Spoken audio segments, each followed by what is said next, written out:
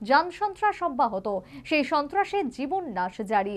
মঙ্গলবার সকালে জলের ট্যাঙ্কারের সাথে সংঘর্ষে 3 বাইক আরোহীর মৃত্যু। ঘটনা উদয়পুরের রাজনগরে। জলের ট্যাঙ্কারের ধাক্কায় 3 বাইক আরোহীর মৃত্যুর ঘটনায় স্বভাবতই এলাকায় শোকের ছায়ার পাশাপাশি চাঞ্চল্যকর পরিস্থিতি। নিয়ন্ত্রণের মধ্য থেকে যানবাহন চালানোর নিয়ম ও মানসিকতা তৈরি করতে আজ পর্যন্ত ব্যর্থ রাজ্যের পরিবহন দপ্তর ও ট্রাফিক পুলিশ। কিন্তু নিরীহ যান চালকদের কাছ থেকে পান থেকে চুন খসলেই একেবারে খড়গহস্ত হয়ে একাংশ ট্রাফিক পুলিশ জরিমানা আদায়ের ক্ষেত্রে একেবারে হিরো হীরালাল। কিন্তু দুর্ঘটনা প্রতিরোধে উপযুক্ত কোনো ব্যবস্থা নেওয়ার নাম নেই, যে কারণে রাজ্যে যান দুর্ঘটনা ক্রমবর্ধমান এবং অহরহ নিরীহ মানুষ পথের বলি হচ্ছেন। এর মধ্যে মঙ্গলবার জলের ট্যাঙ্কারের ধাক্কায় 3 বাইক আরোহীর মৃত্যু হলো। ঘটনা উদয়পুরের রাজনগর এলাকায়। মা মণি দাস, দিদিমা পুনম কর্মকারকে সঙ্গে নিয়ে একই বাইকে চড়ে পিপসা থেকে নিজ বাড়ি রাজনগর যাচ্ছিল দীপ দাস।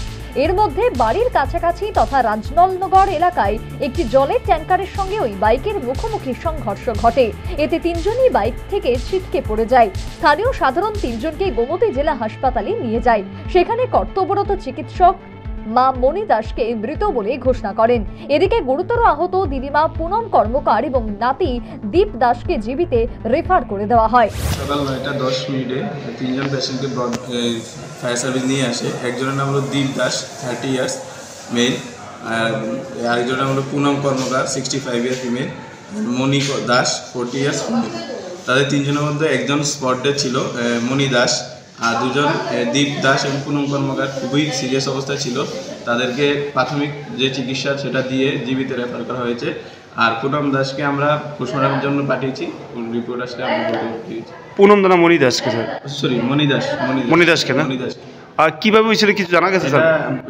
একটা জলের ট্যাঙ্কারের সাথে তারা বাইক নিয়ে সংঘর্ষ হয়েছে, এটা শুনতে পেয়েছি। ফায়ার সার্ভিসে নিয়ে ফায়ার সার্ভিসে। এদিকে ঘটনায় গুরুতর আহত দিদিমা পুনম কর্মকার এবং নাতি দীপদাসেরও শেষ রক্ষা হয়নি।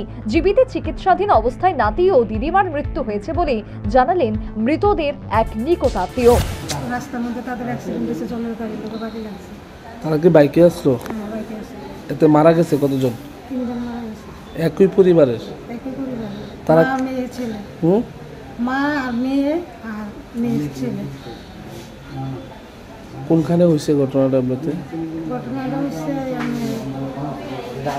রাজনগরের কাছে হয়েছে। কি নাম তারা? ছেলের নাম দীপ দাস, বয়স? বয়স 26 বছর। আর মার? মা 40-41 বছর। কি নাম? মণি দাস। আর দিদি মাঝে আছে, ওনার বয়স? ওনার নাম পূর্ণিমা কর্মকার। বয়স? ওনার বয়স 60 বছর। যে জায়গাতে অ্যাক্সিডেন্টটা হয়েছে মানে গাড়িটা আটক করা গেছে নাকি? শুনছি গাড়ি আটক। জলের ট্যাঙ্কার না হয় ধরা পড়েছে, তদন্ত হবে, আরো ধরপাকড় হবে, সেসব চলবে। কিন্তু যেভাবে 3 জন নিরীহের প্রাণ গেল তা মর্মান্তিক, দুঃখজনক, বলার অপেক্ষা রাখে না। নিয়ন্ত্রণহীনভাবে যান দুর্ঘটনার কারণে এই দুর্ঘটনা এবং 3টি প্রাণীর বলি।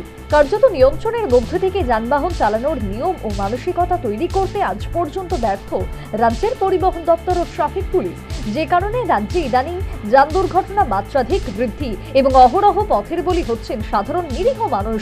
কারণ একাংশ ট্রাফিক পুলিশের নিরীহ পথ চলতি যান চালকদের কাছ থেকে জরিমানা আদায়ের অতি ব্যস্ততায় সড়ক সুরক্ষা সম্পর্কিত উপযুক্ত ব্যবস্থা গ্রহণ অসম্ভব যেন প্রয়োজনীয়।